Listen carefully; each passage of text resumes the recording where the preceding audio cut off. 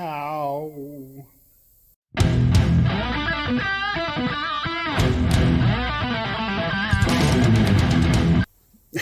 Welcome back, folks. Obviously, I'm kidding, but don't put your fingers in there. Oh, all right. We're going to keep working on our blown. Our blown 7.3 with a 871 supercharger in the front. I did a lot of work off camera, so this one's going to be pretty sweet. I'm pretty happy to show you guys. So, if you're just joining us, basically this is going to be our part 3 of trying to make this work. I've never seen this before, so everything here is experimental, right? Did our own intake. We did our own system to be able to line everything up. We're doing our own snout, like the drive for the blower and everything. It's going to be sick. If you guys are missing the snowmobile content, it is coming back. I'm just waiting for that crank to show up. So, don't be worried. It is coming, okay? We didn't abandon it yet. Although the snow might have abandoned me.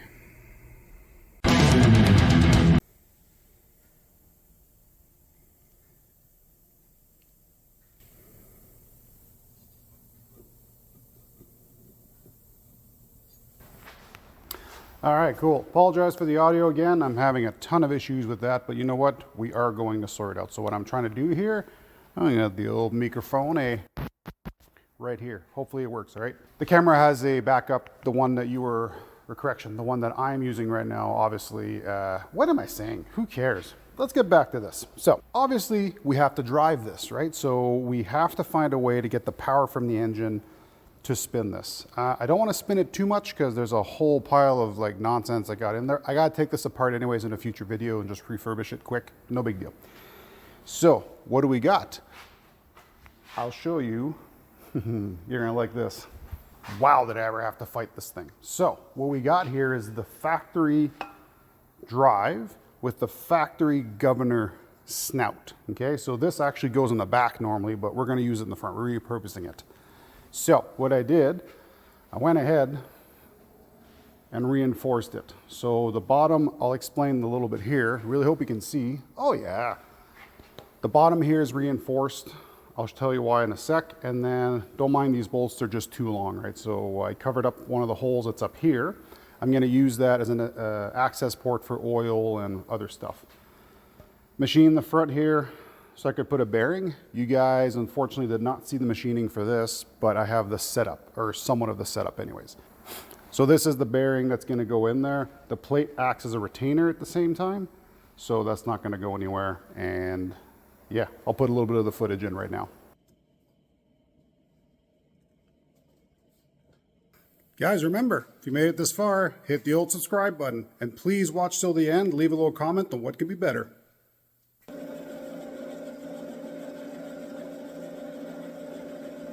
Following that, what we did is we made this plate and we machined off the back of this kind of guide or driver, if you will.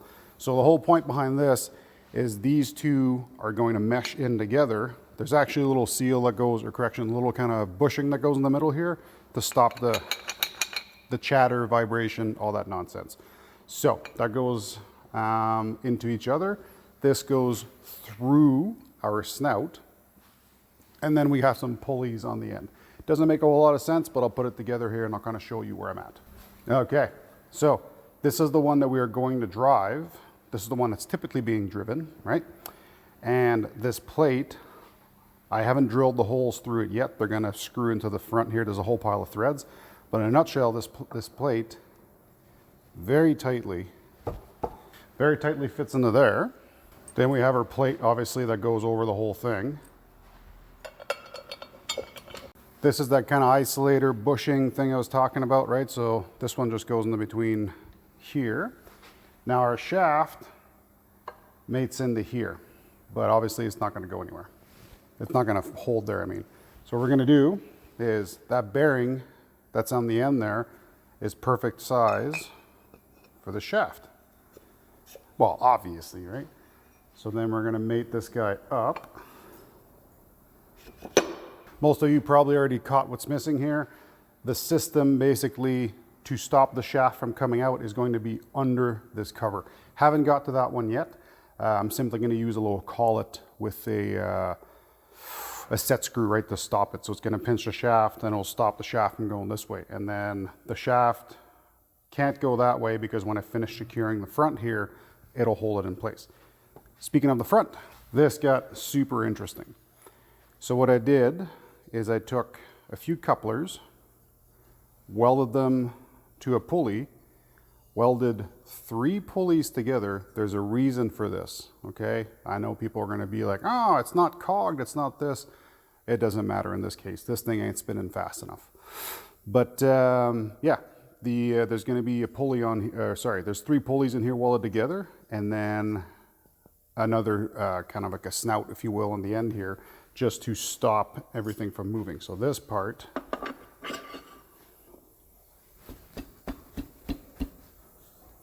there we go. So this is our front snout in a nutshell. That was a lot of work, but that is only half of it. I did this one here because I didn't want like the boringness of me trying to set up and understanding in my head what I'm gonna do and all this stuff, right? So this one here is basically the prototype pulley setup. And then afterwards, I have to do the crank one now. So the crank one, a little bit of a different setup there. We're gonna go set up on the weld table and I'll explain everything that's going on. Oh my, oh my, oh my, oh my. So much going on. Okay, so this is the pulley that's in front of the engine, okay? Yes, it's already perfect for what I wanna do. The only problem is I wanna run the accessories on this thing. So I don't wanna take any of the space or the spots, if you will, for the accessories. So what I did is I took this pulley, then I took the time to measure everything out, and I got 3 other pulleys here, which via spacer, loud noises, are gonna go in the front like this, okay? So I have to do the same thing to these that I've done to that little portion of the snout that you just saw. So this pulley already has the holes drilled into it. I don't want bolts that are this long. So what I'm going to do is put this one the closest to the pulleys. So the bolts will be the shortest. And then afterwards, what's gonna happen is when I have all 3 of these welded together, we're gonna drill through so we know where the holes are, and then we're gonna drill these holes bigger so we can go in there with an extension and screw and unscrew basically the pulleys in there. So kind of a weird little system, but I don't know, in my head it makes sense, so that's what I'm gonna do. Yeah, might be a little complicated. When everything's said and done though, you'll see it's really not that bad. So let's get to putting this together.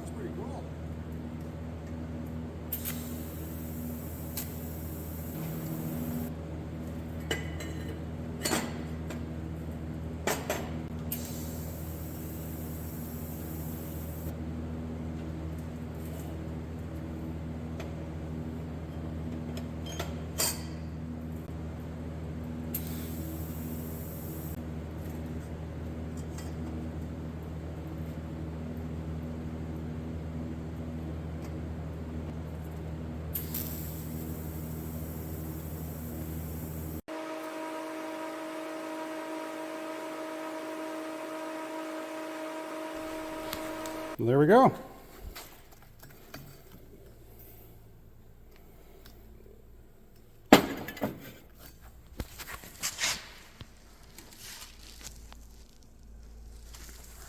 Let's put it together and see what it looks like.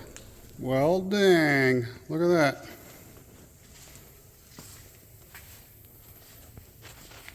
So you can see in the back here, this is our spacer pipe thing. Ended up it was a little bit too far in, so I ended up adding a little bit of space to it. And anyways, long story short, she's good now. So the way I check is I put a straight edge on the pulley. There we go. And I see how far I got a little tiny bit of gap, but keep in mind, I can adjust this too, right? So in and out. So now look at that, I got no gap. Oh, look at that. I just took all the, oh, I don't, you know what I mean? So we'll be able to adjust all that stuff there. Next thing I'm going to do, sounds boring, I'm going to put the accessories on here and see what it looks like.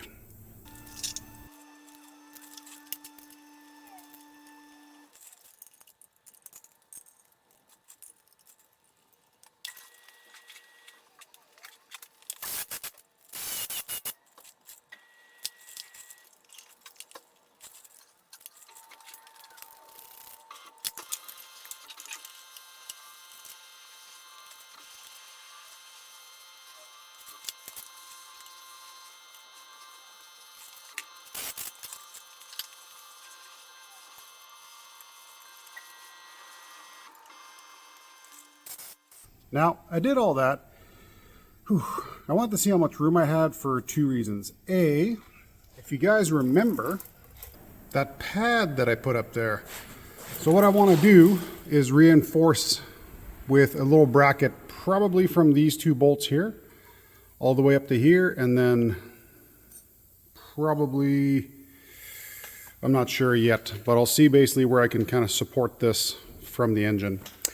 Then the next thing I needed to see was how much room I had with my belts and all that. What I think I'm going to go ahead and do here is measure my distance and see if I can't find the actual belt that I need to connect this thing. I love this. I love this. It looks so badass. My God, it's insane. Now we have a problem though. What happens when we weld aluminum? It does this. It's never happy, right? Now that being said, I don't know if you guys can see the air gap. Yeah, you totally can. All right. So that being said, now what's going to happen is I'm going to basically take the intake apart. And there's a group of guys. These guys are insane. Insane in the sense of how good they are. It's blowing my mind. So I just called them and I asked if I can get some footage, right, for you guys and all that. And they're like, you know what, you know, like hemmed and hawed and all that. End of the day, though, hey, they gave me a spot, and I'm going to be able to set up a camera. So, scene again. All right, over here at Tusk Machining, these guys are awesome. I'll put a couple shots of what the building looks like. Located in Surrey, these guys are absolutely amazing. So what we're going to do here, we're getting set up. We're going to take a little pass on top of this to skim it to make it look nice. And then, we'll see what fits afterwards.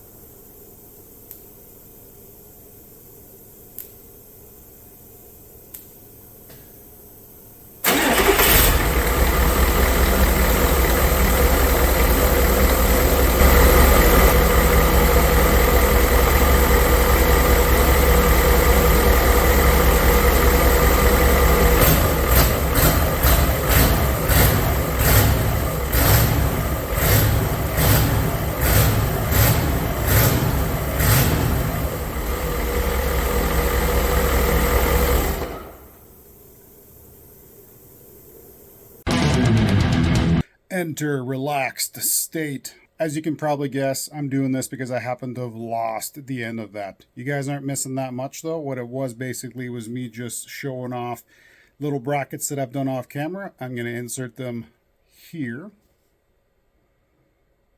Have I inserted them? Let's hope I did. And yeah, basically letting you guys know I had a whole lot of fun doing this. We've already had, this one already has a place that it's going to call home. It's going to be pretty cool. It's going to be pretty cool. Not a car this time though, because cars and I apparently don't get along too well. Anyways, your man Porter here signing out. Really hope you guys enjoyed this one. Go ahead and leave a little comment, like, share, subscribe, all that good stuff. We'll see you on the next one.